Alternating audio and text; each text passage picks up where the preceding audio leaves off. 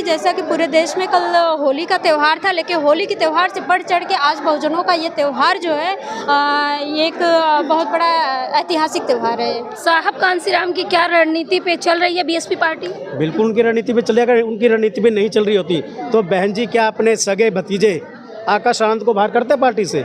ये जो मनुवादी लोग हैं, जो उनके चमचे हैं, जो उनकी कठपुतली हैं, केवल उन्होंने ही गुट बना रखे हैं और उनके ही वजह से हमारे बहुजन समाज को थोड़ा नुकसान हो रहा है। नमस्कार, मैं प्रियंका, आप देख रहे हैं द बहुजन खबर। इस वक्त हम हैं बहुजन प्रेरणा केंद्र पे। यहाँ से जानेंगे तमाम बहुजन समाज के दिग्गज एकजुट हुए हैं। आज कांसीराम साहब की जयंती है और बहुजन समाज में बहुत ज़्यादा उत्साह है। मेरे साथ अस्मिता सिंह है, इनसे बातचीत करेंगे कि क्या कुछ कहेंगी। क्या मैम, क्या कहना?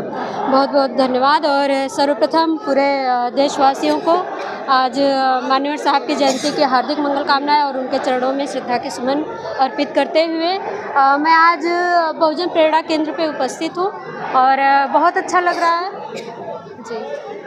अपने समाज को क्या मैसेज देंगी? देखिए, समाज में मैसेज बहुत अच्छा जा रहा है। जैसे कि आज यहाँ पे भीड़ और लोगों का जनसैलाब देखते हुए बहुत खुशी हो रही है, बहुत पॉजिटिविटी जा रही है और एक बहुजन समाज पार्टी के प्रति लोगों के और माननीय साहब के प्रति लोगों का जो ये विश्वास, ये प्रेम जो देखने को मिला है, ये सच में बहुत अद्वितीय है। और एक चीज़ मैं कहना चाहूँगी कि जैसा कि पूरे देश में कल होली का त्यौहार था, लेकिन होली के त्यौहार से बढ़ चढ़ के आज बहुजनों का ये त्यौहार जो है ये एक बहुत बड़ा ऐतिहासिक त्यौहार है जी।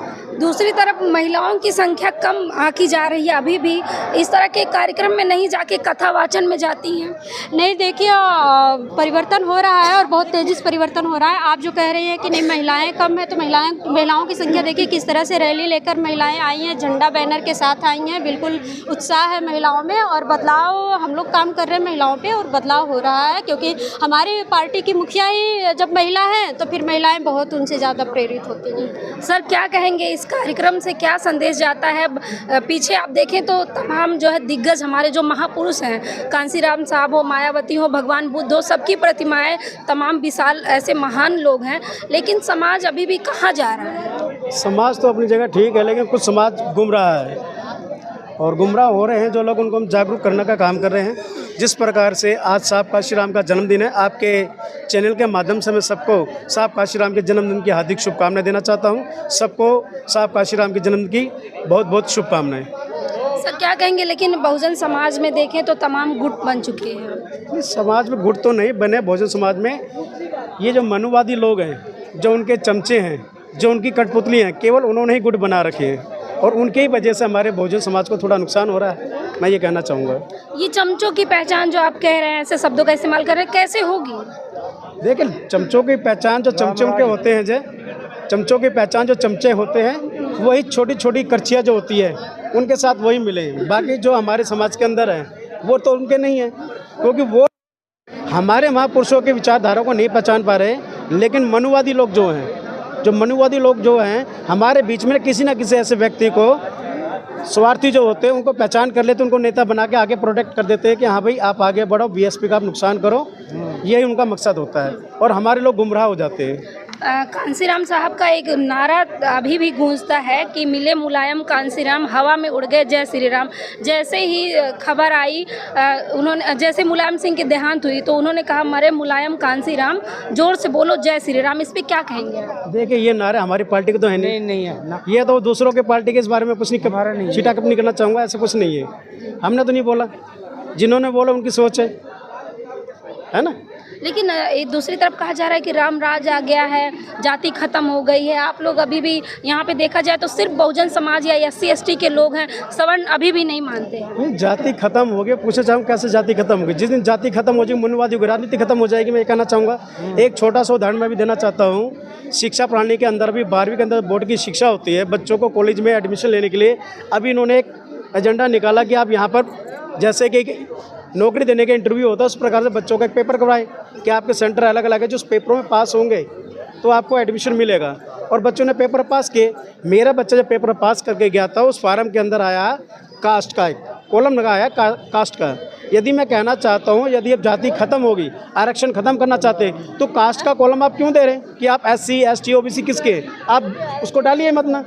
ये जनता को जानबूझकर गुमराह कर रहे हैं। जब आपने जाति खत्म करनी हो, जात कहते हैं कि हमने जाति खत्म कर दी, तो आप भरी क्यों रहे हैं? और आप चाहते हैं कि आरक्षण खत्म हो, आरक्षण के बलबूते पे हमारे लोग आगे पहुंच रहे हैं। अरे क्यों पहुंच रहे हैं? हम तो फाइट करके पहुंचना चाहते हैं, लड़के पहुंचना चाहते हैं। खत्म कर दो ना जाति का कॉलम। आप किसी भी फार्म के अंदर जातीय कॉलम नहीं होना चाहिए, मैं तो ये कह रहा हूँ। लेकिन आरोप लगता है कि बहुजन समाज हमेशा धरना करता है आरक्षण को लेके कि आरक्षण चाहिए, आरक्षण चाहिए। नहीं, आरक्षण क्यों चाहिए हमारे को?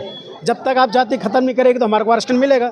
जब तक आप किसी भी इंटरव्यू में कितना भी पढ़ लिख लें, हमारे बच्चे कितने पढ़ लिख के कहीं पे इंटरव्यू दे जाए, उसमें लिखा होता है SC। जब SC का कॉलम होता है और मनुवादी वहाँ बैठा होता है, तो हमारे जो भी कैंडिडेट होते हैं उनको रिजेक्ट कर देते हैं। जब आप ये कॉलम ही ख़त्म कर देंगे तो आरक्षण की मांग ही नहीं होगी।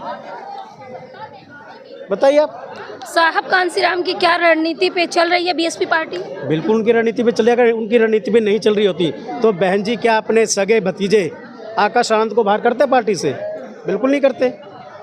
लेकिन कह रहे हैं आकाश आनंद की कोई गलती नहीं थी, वो तो काम कर रहे थे लगातार, पार्टी में मजबूती से बने हुए थे।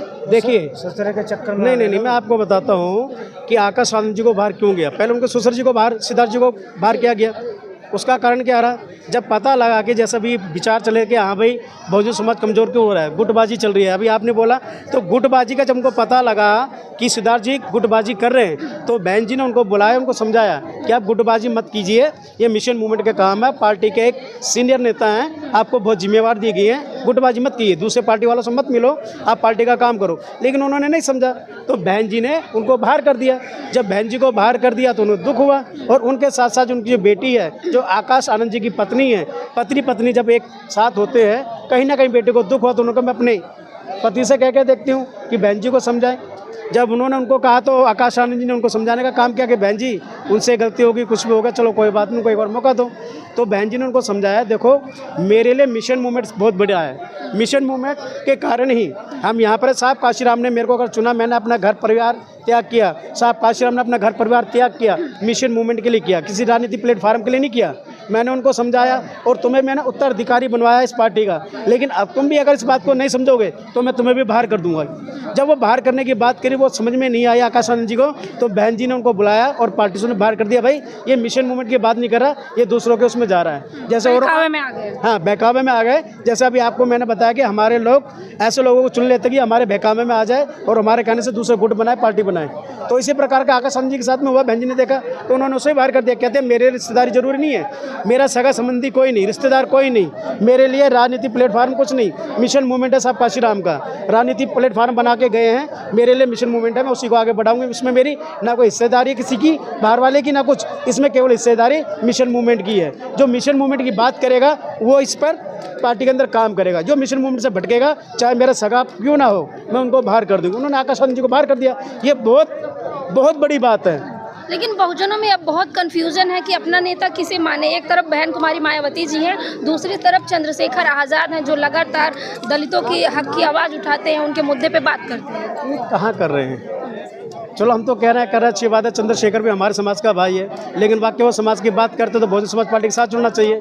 जब उन्होंने अपना एक मिशन बना रखा था भैया भाई, वो तो आरोप लगाते हैं कि बहन जी मिलती नहीं है। बहन जी मिलती नहीं है। बहन जी उनसे मिलने जाएंगे, इतने बड़े नेता हो गए वो कि बहन जी उनसे मिलने जाएंगी? अरे कैसी बात कर रहे हैं? मिलना है तो उन्हें मिलना चाहिए। फोन किया, बोले कि कई बार मैंने प्रयास किया, फोन किया, कुछ रिस्पॉन्स नहीं। नहीं, हमने तो ऐसा सुना नहीं ना, हमें पता है ये गलत है। बहन जी क्यों नहीं मिलेंगी? आप समाज के अंदर काम करिए, आप पार्टी के अंदर काम किया, आपको पार्टी बनाने की क्या जरूरत है बताइए आप? ऐसे लोगों को चुनते हैं मनुवादी लोग, देखिए बता रहे हैं दलाल है वो।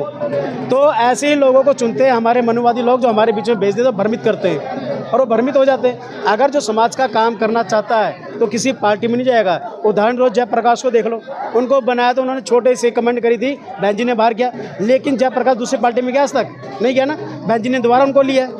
तो इसी प्रकार से आप मिशन मूवमेंट की बात करते हैं तो आप कहाँ जाते हैं? हर कार्यकर्ता पे बहन जी की नज़र रहती है। अगर आप मिशन मूवमेंट की बात करते हैं, कार्यकर्ता की बात करते, समाज की बात करते, तो आपको पार्टी बनाने की क्या जरूरत थी? पार्टी वही बनाता है जिससे कोई लालच होता है या दूसरे की जो कठपुतली होता है। चंद्रशेखर आज़ाद कह रहे हैं कि जो ससुर को निकाला गया है, जो है वो बड़े बड़े नेता, इतने पुराने कार्यकर्ता थे, तो उनको निकालना एक तरह से ठीक नहीं है। अरे कार्यकर्ता हो या बड़े बड़े नेता हो, जो सगे भतीजे को निकाले, अभी मैंने उदाहरण दिया है, तो बड़े बड़े नेता कहाँ से आएंगे? जो सगे भतीजे को निकाल सकते हैं गलत नीति के ऊपर, तो नेताओं की तो बात ही नहीं रही। लेकिन अब बहन जी ने तो ये भी कह दिया मेरे जीते जी कोई उत्तराधिकारी नहीं होगा, इसको कैसे देखते हैं? नहीं, ऐसा नहीं है। बहन जी ने कहा, उन्हें दुख हुआ इस बात का कि जिस पे मैंने विश्वास किया अपने सगे भतीजे पे, दूसरे लोग हैं। निशुबुद्दीन सिद्दीकी देखो, उन पे बहन जी ने इतना करा, इतने कार्यभार दिए, इतने उनको मंत्रालय दिए, लेकिन वो फिर भी चले गए। सिद्धार्थ जी थे, उन पे इतना विश्वास करा, उन्होंने भी ऐसा ही किया। सगा भतीजा जो है, उनको मिशन मूवमेंट से भटक गए, तो बहन जी किस पे विश्वास करें? इसलिए वो किसी ना किसी को बनाएंगे, लेकिन वैसे व्यक्ति को बनाएंगे जो बहुजन समाज पार्टी का सच्चा हितैषी होगा। 27 में चुनाव है, क्या लग रहा है कि बीएसपी पार्टी कितनी मजबूती से ग्राउंड पे लड़ेगी? देखिए, आप देख रहे होंगे कि लोगों को पता लग गया है। साहब काशीराम जहाँ से चले थे हम वहीं पहुँचे, ये मानता हूँ मैं। 0 पे गए थे, 0 से फिर आए हम। अब आने वाले 27 में बहन जी ने जहाँ संघर्ष करके यहाँ तक हमें पहुँचाया, साहब काशीराम ने हमको यहाँ तक पहुँचाया, 14 से 17% तक हमारा वोट पहुँचा। मैं देखूंगा इस बार, और कहना चाहता हूँ आपके चैनल के माध्यम से, ये वोट प्रतिशत हमारा बढ़ेगा और बड़ी मजबूती के साथ हम चुनाव लड़ेंगे। तो देखिए, तमाम बहुजन समाज के लोग हैं, जो लोग कहते हैं कि बहुजन समाज अपने मिशन से भटक चुका है, मूवमेंट से भटक चुका है, लेकिन जब ऐसा कोई खास दिन आता है तो बहुजन समाज एकजुटता दिखाता है और ग्राउंड पे दिखाता है कि हाँ, उसकी ताकत है। लगातार बहुजन समाज एकजुटता अपनी दिखाता रहता है। आपको क्या लगता है और आप लोग कैसे मना रहे हैं साहब कांसीराम की जयंती? हमें कमेंट बॉक्स में अपनी प्रतिक्रिया जरूर दीजिएगा। धन्यवाद।